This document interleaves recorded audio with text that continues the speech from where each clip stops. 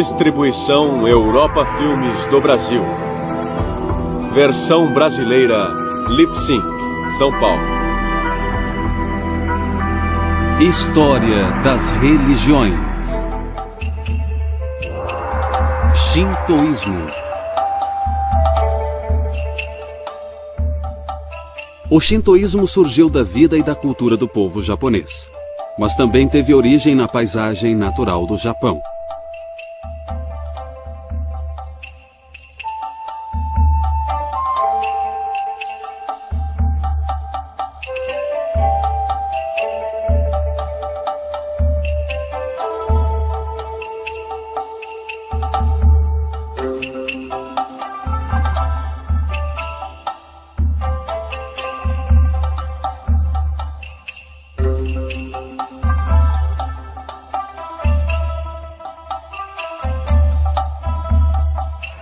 O Japão é um país feito de 4 grandes ilhas e muitas outras menores, todas situadas a leste da China e Coreia, no Oceano Pacífico. Tantas tradições religiosas são encontradas que o Japão já foi chamado de Museu Vivo de Religiões. O budismo, que surgiu na Índia por volta de 500 a.C., levou 1000 anos para viajar pela China e Coreia antes de chegar ao Japão, por volta de 500 d.C. Através dos séculos, as tradições chinesas do confucionismo e do taoísmo também foram transmitidas ao Japão, embora tenham sido aceitas mais como ideias filosóficas e éticas. Muitos aspectos da cultura chinesa também chegaram ao Japão junto a essas influências religiosas e filosóficas. Além dessas tradições importadas, no entanto, uma tradição religiosa emergiu da cultura e da experiência do povo japonês. Essa tradição distintamente japonesa é o shintoísmo, que teve início em épocas pré-históricas. Na verdade, foi a importação do budismo, do confucionismo e do taoísmo que levou os japoneses a darem um nome à sua própria tradição. O budismo era conhecido como o caminho do Buda. Então, a tradição japonesa de cultuar as divindades chamadas kami ficou conhecida como o caminho dos kami. Na língua japonesa, outra forma de pronunciar caminhos dos kami é Shinto. Em vários pontos essenciais, o shintoísmo difere das outras tradições religiosas japonesas. Budismo, confucionismo e taoísmo são tradições fundadas, cada qual criada por uma figura histórica ou lendária que trouxe à luz ensinamentos básicos ou mensagens religiosas. Por sua vez, o shintoísmo não tem fundador, nem prega doutrinas ou ensinamentos específicos. O budismo, o confucionismo e o taoísmo têm afirmações cósmicas ou universais em sua mensagem, ou seja, pretendem falar a todos os povos. O shintoísmo, por outro lado, é definido como uma extensão da cultura e nação japonesas. Desde os primórdios, passando pela Idade Média, essas 4 tradições filosóficas e religiosas constituíram a herança espiritual do Japão. Algumas pessoas, em particular sacerdotes e estudiosos, enfatizaram uma tradição e excluíram as demais. Mas a maioria das pessoas, na maior parte do tempo, participava de várias ou de todas elas. O cristianismo chegou ao Japão quando o padre jesuíta São Francisco Xavier levou o catolicismo romano ao Japão em 1549. Como as outras tradições importadas pelo Japão, o cristianismo havia sido criado por um líder espiritual e pregava verdades universais em suas mensagens. Porém, em um aspecto importante, o cristianismo apresentou uma alternativa totalmente diferente ao padrão histórico da religiosidade no Japão. Enfatizava a fé em um Deus único e verdadeiro, e exigia a filiação exclusiva ao cristianismo.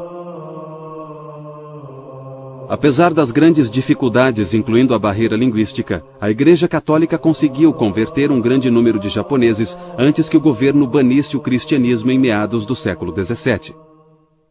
Alguns dos chamados cristãos ocultos do Japão preservaram secretamente um cristianismo clandestino, transmitido dentro das famílias. Mas mesmo esse cristianismo clandestino foi reinterpretado em termos japoneses. O cristianismo só voltou formalmente ao Japão no final do século XIX, quando o governo japonês anulou a proibição ao cristianismo. Missionários, tanto católicos quanto protestantes, iniciaram obras missionárias e instituíram igrejas. No entanto, desde a época em que o cristianismo voltou ao Japão, menos de 1% da população japonesa aderiu às igrejas cristãs. O cristianismo também não interagiu livremente com a cultura e a religião japonesas, como outras tradições importadas fizeram.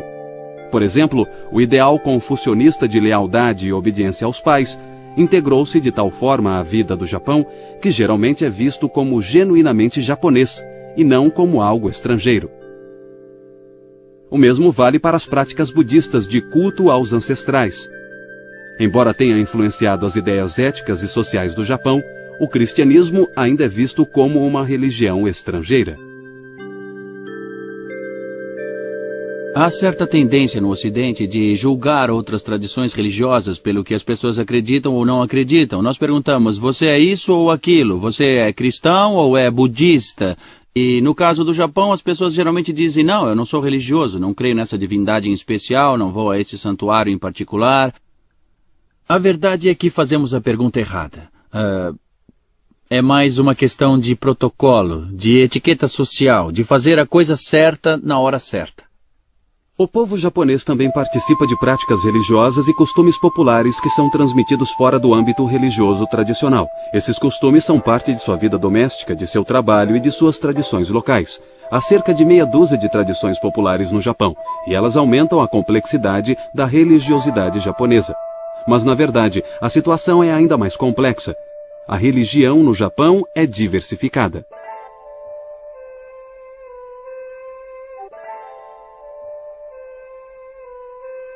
Assim como o cristianismo na Europa ou Estados Unidos, inclui muitas ordens religiosas e centenas de congregações protestantes. No Japão, o budismo é dividido em ramificações principais com muitas congregações. O shintoísmo também não é uma religião muito unificada, com sua diversidade de festivais, práticas e santuários shintoístas. O budismo expressa o caminho do Buda e seu iluminismo. O confucionismo exprime o caminho de Confúcio e seu ideal de harmonia social. O taoísmo pode ser visto como o caminho do lendário Lao Tzu e seu ideal de harmonia com a natureza. E o cristianismo é o caminho de Jesus Cristo com seu plano de salvação. O melhor indício para o caminho shintoísta é a própria palavra. Kami é uma concepção antiga no Japão para o que é venerado e pode se referir a um ou vários objetos de adoração. O termo kami, mais ou menos como a palavra lápis, pode ser singular ou plural. E é mais amplo e mais flexível do que o termo Deus. O conceito de uma divindade monolítica, onisciente, que controla tudo, do ponto de vista shintoísta, é um pouco restrito demais, eu acho, porque há tantas situações diferentes, políticas, sociais e religiosas, que devem ser levadas em conta. O contexto é o mais importante. Então, não surpreende que haja divindades diferentes para diferentes tipos de contexto. E mesmo hoje, você pode invocar uma divindade específica para um rito de purificação, e outra divindade se você quer entrar para uma boa universidade, outra divindade se você está abrindo um negócio, ou se está começando um projeto que custa dinheiro. Enfim, é uma tradição voltada para o contexto e, por causa disso, é bem pragmática. De forma geral, o caminho dos kami significa levar uma vida pura, em harmonia com os kami. No Japão antigo, os kami eram tão numerosos que os mitólogos se referiam a eles como os 8 milhões de kami. Isso não significa que eles fossem ou sejam precisamente 8 milhões de objetos de adoração. Na verdade, isso indica que os kami estão além da quantificação e que é incontável ou infinito. Os kami são encontrados em todo o Japão, principalmente em formas naturais, como montanhas, cachoeiras, árvores e rochas. Os kami também podem ser seres humanos poderosos e até mesmo ancestrais humanos. Como não há um equivalente a kami em nossa língua, geralmente não é traduzido. O termo mais próximo a kami talvez seja o sagrado, no sentido de que há força e mistério na natureza e na fertilidade natural que produz novas vidas. Os estudiosos geralmente apresentam uma religião descrevendo um fundador, analisando suas escrituras e interpretando ensinamentos essenciais. Mas no caso do shintoísmo, se quisermos saber sobre o caminho dos kami, talvez seja melhor observarmos como é feita a adoração aos kami. Os santuários há muito são importantes para o shintoísmo desde a época pré-histórica, embora as primeiras adorações japonesas talvez não tenham ocorrido em santuários, mas na natureza.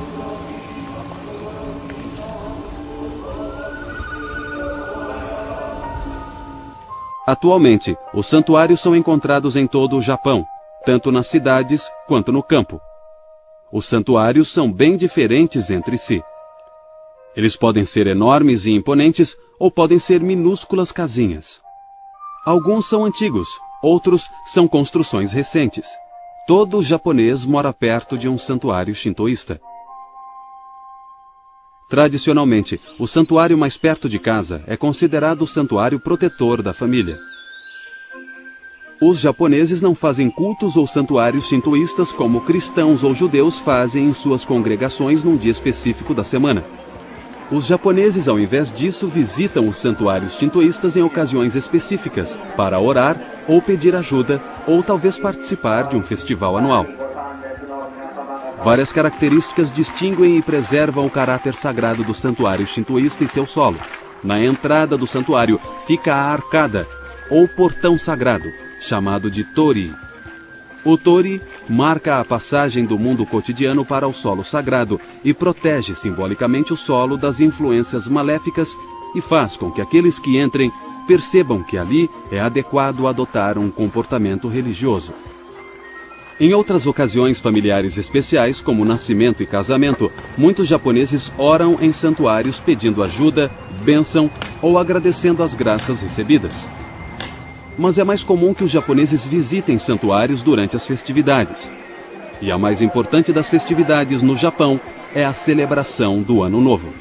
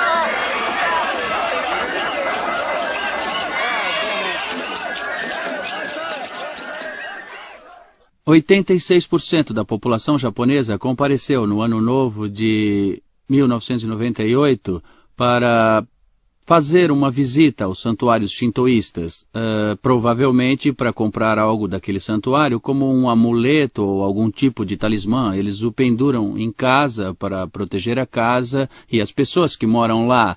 Eles podem também pendurar nos seus carros para ter segurança no transporte ou amarrar numa bolsa que carregam todos os dias para o trabalho ou a escola. Então é uma questão de hábito e com o tempo esses hábitos trazem um sentimento para eles que induz ou encoraja a crença. Então primeiro é um hábito, uma etiqueta social, fazer a coisa certa na hora certa para poder se livrar da ansiedade, para poder se fortalecer e talvez mais tarde a fé surgirá. Na entrada do santuário e nas calçadas ao lado do santuário principal, há muitos ambulantes vendendo comida, quinquilharias e souvenirs. Muitas luzes são penduradas e acesas à noite e pode haver música ao vivo ou gravada. Multidões se aglomeram nesses santuários. Geralmente há tanta gente que é preciso que a polícia os controle. Os primeiros registros escritos dos kami são as obras intituladas Kojiki, escrita em 712, e Nihon Shoki, escrita em 720. Essas duas obras são semelhantes a muitas outras obras mitológicas e escrituras, no sentido em que começam narrando a criação. As obras japonesas começam com as atividades de vários kami e depois narram a história de imperadores e suas dinastias. O Kojiki nos dá a versão mais puramente japonesa da mitologia antiga, com suas imagens do céu e da terra surgindo de uma substância aquosa e amorfa.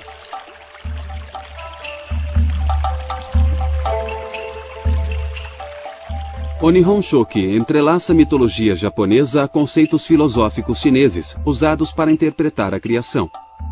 Algumas passagens iniciais do Nihon Shoki referem-se aos conceitos chineses do Yin e Yang, ou seja, o negativo e o positivo, ou o feminino e o masculino. As crenças e os costumes antigos do Japão foram inicialmente influenciados pelos chineses, por volta de 500 d.C. Nessa época, a crença antiga nos kami e outras crenças foram reinterpretados pela ótica chinesa.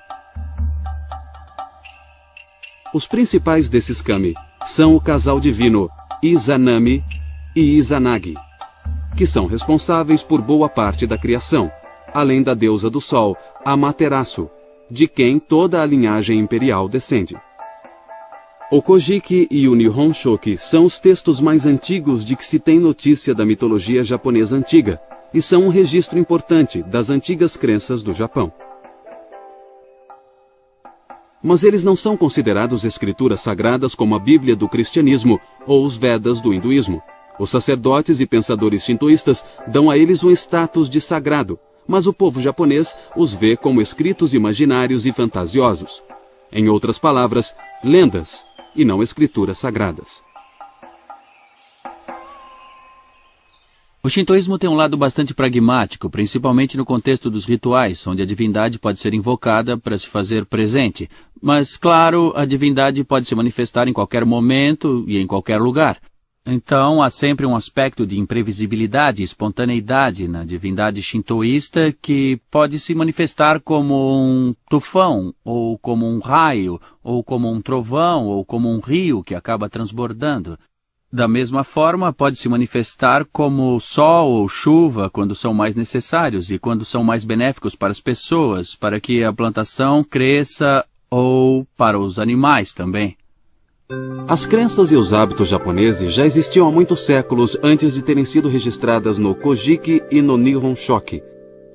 E o que vemos no shintoísmo hoje não é necessariamente o mesmo que existia em épocas pré-históricas. Os santuários e mesmo a própria palavra Shinto não foram encontrados no período pré-histórico.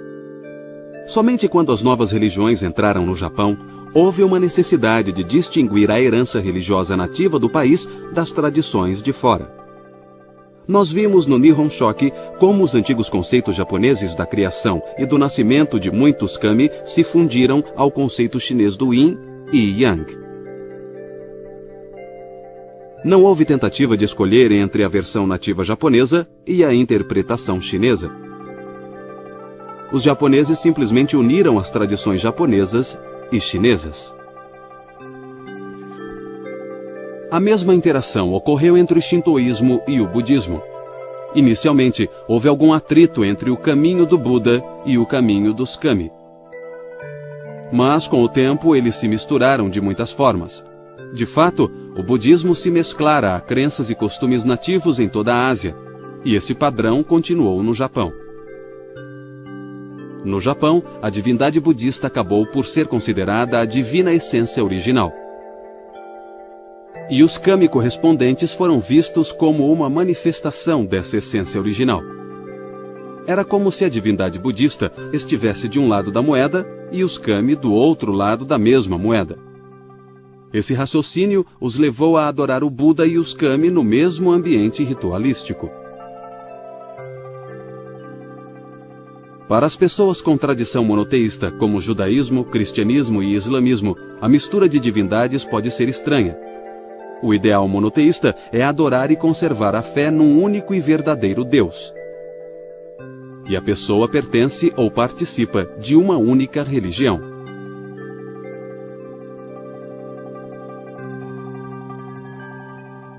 Mas em quase toda a Ásia e no Japão em particular, o padrão dominante é o que podemos chamar de afiliação múltipla. Aqui, a pessoa participa de mais de uma tradição religiosa.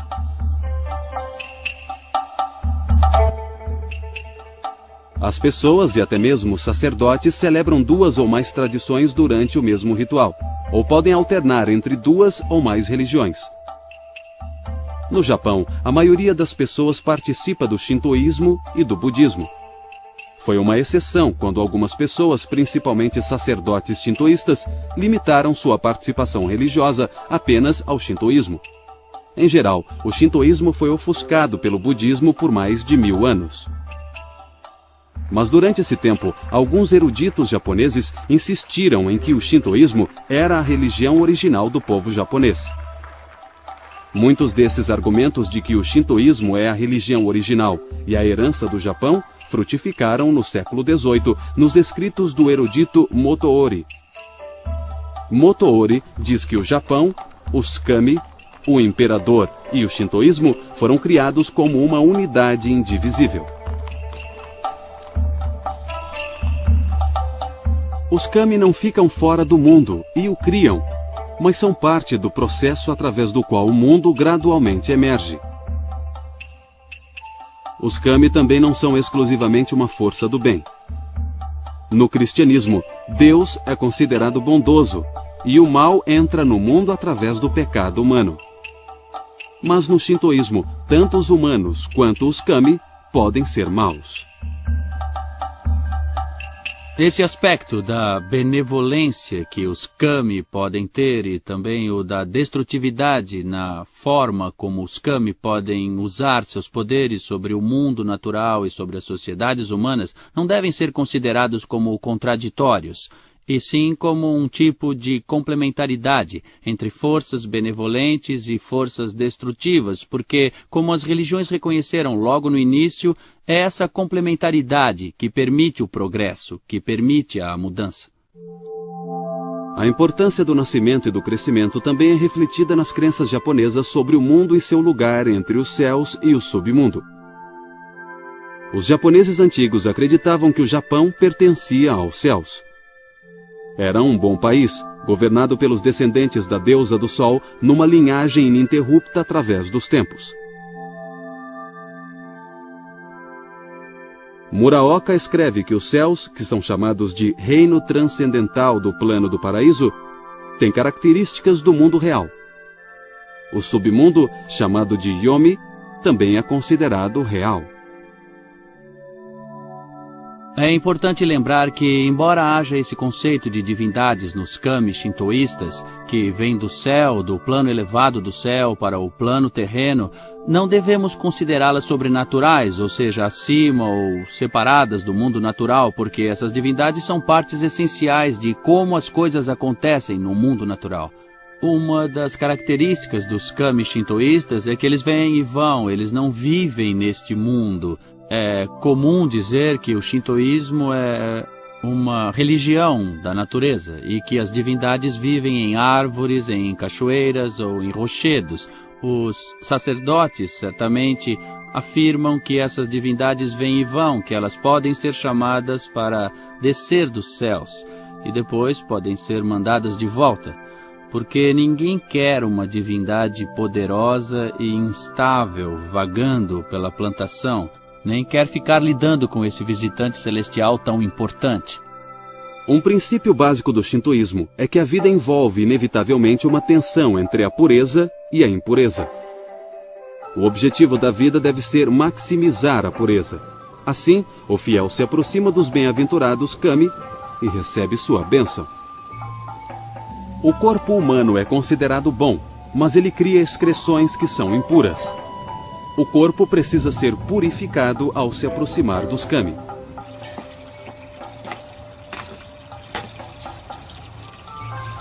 Os japoneses veem a purificação de uma forma que lembra os antigos rituais israelitas. E seus conceitos de poluição e purificação têm pouco em comum com os ensinamentos cristãos sobre pecado e redenção. No cristianismo, pecar significa afastar-se voluntariamente de Deus. Quando um pecador cristão pede perdão, ele procura se redimir por meio da misericórdia de Deus, e assim retorna a uma relação de amor com Deus. No shintoísmo, a causa da poluição não é necessariamente a desobediência ou o confrontamento aos kami. Ela pode ser algo que as pessoas modernas consideram natural, uma condição ou um evento acidental. A purificação é uma preparação essencial no culto shintoísta. O sacerdote primeiro recita orações de purificação que incorporam os temas do mito de Izanagi. Acredita-se que a poluição seja resolvida pelo exorcismo, que retira as impurezas através da limpeza física e através dos poderes dos kami.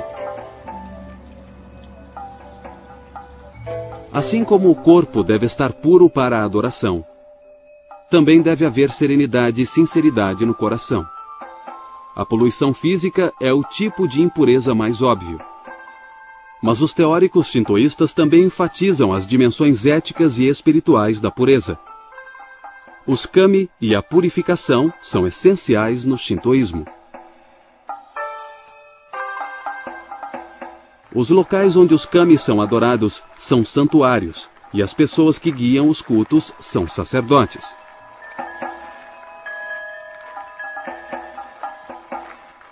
Os dois locais mais importantes são o sacrário, chamado de Honden, e o salão de adoração, ou Haiden.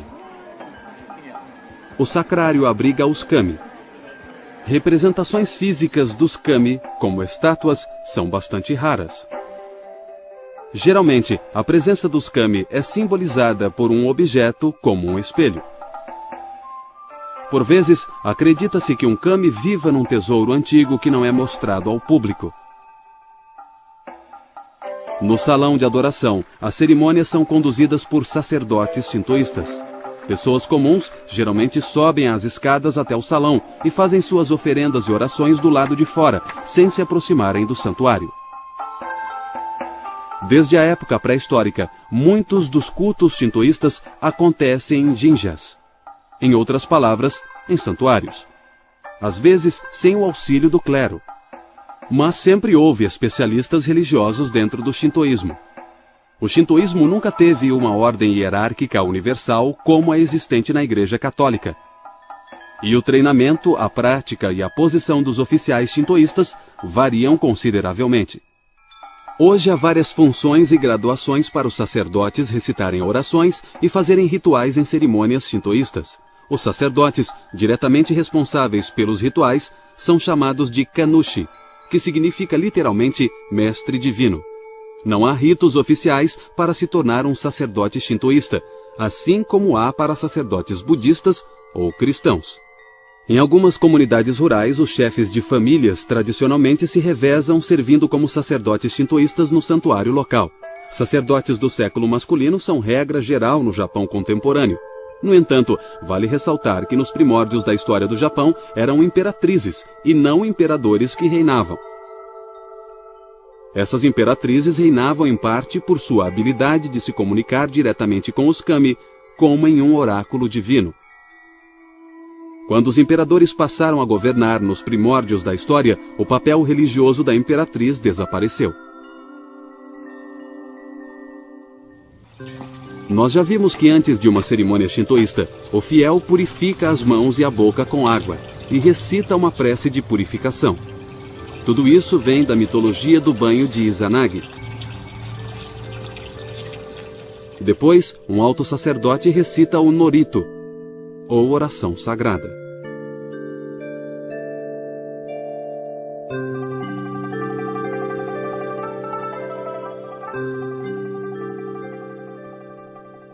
Todos os presentes se ajoelham, enquanto o ritual invoca ou convoca os kami. Há mais música e outras oferendas. As oferendas mais importantes são galhos da árvore sagrada conhecida como sakaki. Assim como nos rituais de várias outras religiões, o shintoísmo acredita que os kami participam das oferendas espirituais. A comunicação com os kami termina quando a oração anuncia a ascensão dos kami.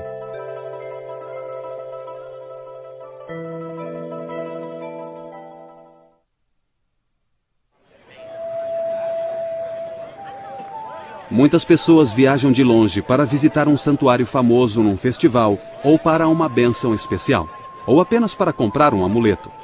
Essas pessoas geralmente são devotos, não paroquianos. Embora nos vilarejos tradicionais, ainda se considera que os habitantes daquela área são paroquianos do santuário local. Muitas casas japonesas tradicionais e algumas casas modernas têm um pequeno santuário shintoísta. O kamidana é uma miniatura de um santuário shintoísta, geralmente colocado numa prateleira alta na sala principal da casa. Os membros da família colocam oferendas no kamidana e de tempos em tempos, principalmente no Ano Novo, trazem um novo talismã de papel de um santuário próximo e colocam no kamidana. Na antiguidade, os membros de um clã adoravam o mesmo kami. Mas na época medieval, as pessoas que moravam perto de um santuário automaticamente eram consideradas paroquianas daquele santuário. Em outras palavras, a afiliação a um santuário shintoísta dependia da residência do fiel. Todos dentro daquela área eram considerados abençoados ou protegidos pelo mesmo kami. Há sempre essa ênfase na orientação para o mundo, que tem, como dizemos hoje, uma perspectiva shintoísta. Existem divindades da terra, do mundo natural, dos espíritos ancestrais que devem ser controlados e mantidos. Agora, em cima disso tudo, há as tradições do budismo, do confucionismo, do taoísmo e mais tarde até do cristianismo, que não se chocam, que estão em harmonia, que estão sincretizadas com essa orientação mais antiga. No entanto, ao final do período feudal, quando o Estado japonês se modernizou, houve uma cisão entre o velho regime e os reformadores que queriam revitalizar o Estado japonês, queriam trazer o imperador de volta e, basicamente, tentar defender a nação do Japão de potências imperiais como Inglaterra, Espanha, Portugal, França, que estavam na área. Eles sentiram que precisavam fazer o que essas potências fizeram. Tinham que encontrar um motor espiritual para impulsionar o veículo da modernização, e o shintoísmo foi considerado o candidato mais viável para isso.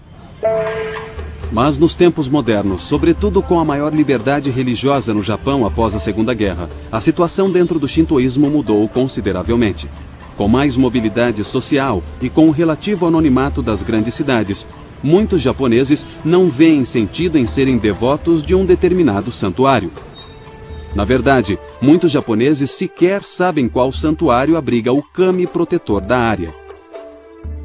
Uma das formas com que o shintoísmo ajudou o processo de modernização foi criando uma noção de comunidade, de que nós japoneses somos um só povo, porque basicamente até 1868 o Japão era uma região fragmentada com determinados clãs dominando determinadas áreas. Mas de 1860 em diante surgiu essa noção de entidade legal da nação japonesa, do Estado japonês. Então o Japão teve que ser criado. O imperador foi um agente disso. Os kami e o alinhamento dos kami, o envolvimento dos kami com cada comunidade, com a vida das pessoas comuns, também foi muito, muito importante em todo esse processo de criação do Estado japonês moderno. Parte disso ainda está conosco hoje no Japão, porque ainda fornece uma explicação para o universo, para as relações sociais, para a relação que as pessoas têm com o mundo natural. O Estado feudal do Japão tornou-se um moderno Estado-nação em 1868. Para entendermos a importância de 1868, precisamos voltar à época anterior, quando o Japão era uma coleção de territórios feudais, cada qual dominado por um senhor feudal. A soma desses territórios era controlada por um ditador militar chamado Shogun. A época dos shoguns de Tokugawa durou de 1600 a 1867. Durante a maior parte desse tempo, o Japão se isolou do resto do mundo, e muito do pensamento intelectual, ético e político do país foi dominado pelo confucionismo. No entanto, sua vida religiosa era budista, por causa dos eventos acontecidos no século XVI. O cristianismo havia entrado no Japão em 1549 pelas mãos de São Francisco Xavier. Lá, floresceu por um século antes da perseguição aos missionários e da proibição ao cristianismo. Para manter a proibição ao cristianismo e controlar o povo, o governo japonês apoiou oficialmente o budismo, que em meados do século XVII tornou-se praticamente a religião oficial do país. Toda família devia pertencer a um templo budista local, e todos os nascimentos, casamentos, mortes e mudanças de endereço eram registrados lá. No fim do século XVIII e no começo do século XIX, vários problemas começaram a surgir no governo feudal do Japão. As desigualdades econômicas entre ricos e pobres levaram à revolta de camponeses e rebeliões urbanas. Países europeus e os Estados Unidos pressionavam cada vez mais o Japão para que abrisse seu comércio. Essas e outras pressões internas e externas despertaram um desejo crescente pela queda do shogun e pela volta do imperador ao governo. O final do século XIX no Japão viu várias tentativas de implementar um governo parlamentar liderado pela figura religiosa simbólica do imperador, legitimada pela religião shintoísta. Os países ocidentais criticavam a proibição ao cristianismo e exigiam que ela fosse anulada. Em 1873, o governo japonês cedeu, permitindo que o cristianismo fosse praticado e que missionários cristãos trabalhassem no Japão. Em suma, o modo de vida shintoísta tornou-se um dever cívico e natural do cidadão japonês. Os livros escolares ensinavam que o Japão fora criado pelos kami e que o imperador era descendente da deusa do sol. Tais crenças passaram a ser vistas como história e cultura nacionais e não como religião. Os estudantes tinham que venerar e fazer reverência à foto do imperador. Ao mesmo tempo, a religião formal foi banida das escolas, e o budismo e o cristianismo não podiam ser ensinados. Com o objetivo de unir o povo e fortalecer a nação, o governo japonês ligou a mitologia antiga e o shintoísmo oficial à lealdade absoluta ao imperador, e também ao apoio incondicional ao colonialismo e ao militarismo. Pela primeira e única vez, inúmeros santuários shintoístas foram construídos fora do Japão. Então era do interesse dos líderes políticos ter rituais que fossem receptivos ao controle não só do mundo natural, mas também dos espíritos ancestrais da família, dos outros clãs, do povo em geral e das pessoas das classes mais baixas, situadas fora das elites. No século XX, principalmente durante e depois da década de 30, as escolas japonesas tornaram-se muito mais rígidas. O currículo ensinava lealdade absoluta ao imperador e a quaisquer políticas adotadas em seu nome. Em suma, o shintoísmo foi levado para a campanha da Segunda Guerra. Mas os budistas e cristãos japoneses também apoiaram a campanha japonesa e seu militarismo.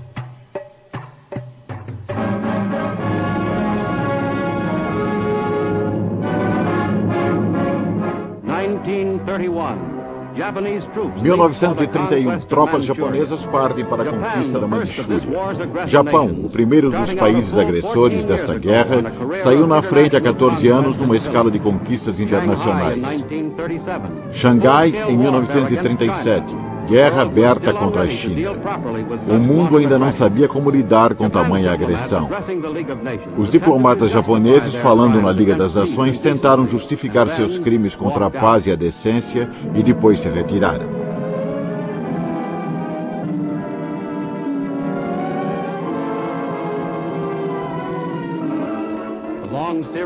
Uma longa série de ataques brutais contra o vizinho foi mantida. O Japão deseja um novo império.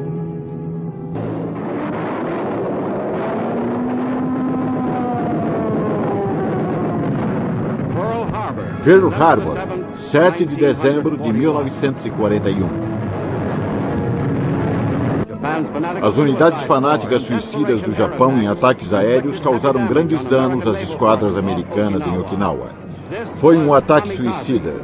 Foi sensacional, mas não conseguiu deter o avanço dos aliados.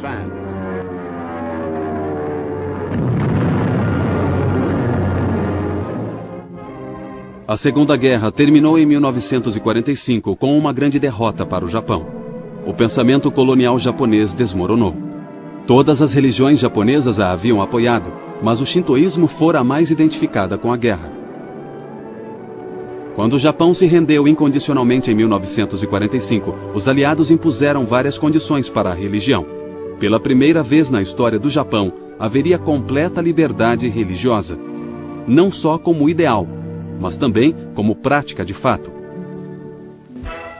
A Segunda Guerra foi decidida em 1945, em termos que trouxeram um novo modo de vida democrático para os japoneses. O erudito japonês Shigeyoshi Murakami nota que o Estado-nação do Japão produziu o shintoísmo estatal, e o Japão democratizado produziu a liberdade de crença.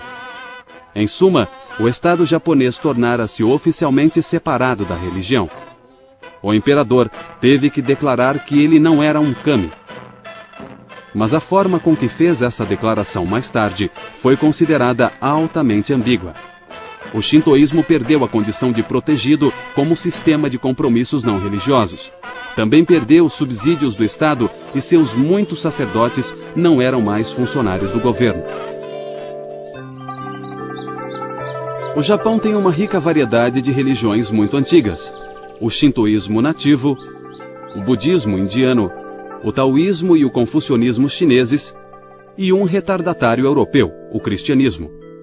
Mas o Japão testemunhou a criação de centenas de novas religiões nos séculos XIX e XX.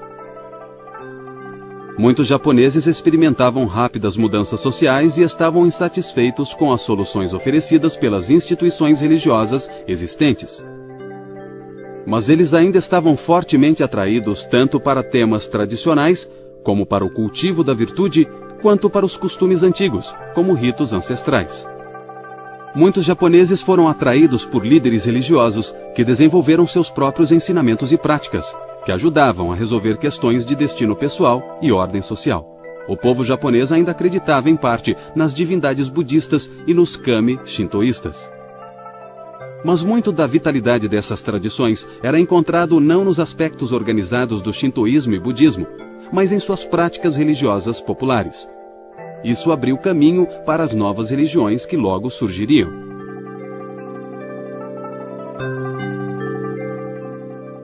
As religiões japonesas do século XIX se caracterizavam principalmente por seu foco em kami vivos. Algumas necessidades religiosas foram supridas também por um kami vivo, na nova religião chamada Tenrikyo. O nosso kami, Deus aparente, é o Deus que criou este mundo, a humanidade e todas as criaturas. A propósito da criação é termos uma vida feliz, ajudando uns aos outros. E Deus aparente nos protege de todas as formas para podermos levar uma vida feliz. Nesse sentido, Deus aparente é tudo para nós.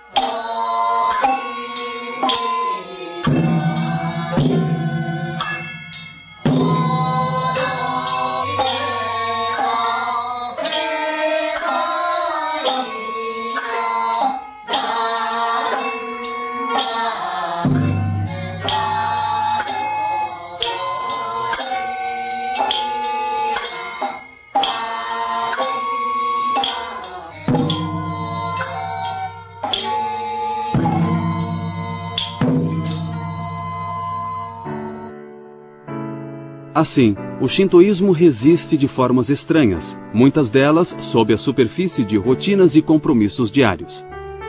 Vale a pena lembrar que o shintoísmo nunca foi uma religião altamente organizada como o cristianismo. A religiosidade no Japão não é definida pela afiliação exclusiva a uma instituição religiosa, e não há cultos congregacionais semanais. Então, as medidas comuns de compromisso religioso não são facilmente aplicadas ao shintoísmo. Mas o shintoísmo resiste, mesmo quando é negado ou negligenciado. O shintoísmo há muito tempo faz parte da vida e da cultura do Japão, praticamente desde o início da própria civilização japonesa. E enquanto existir a cultura japonesa, o shintoísmo de certo continuará a ser parte significante dela.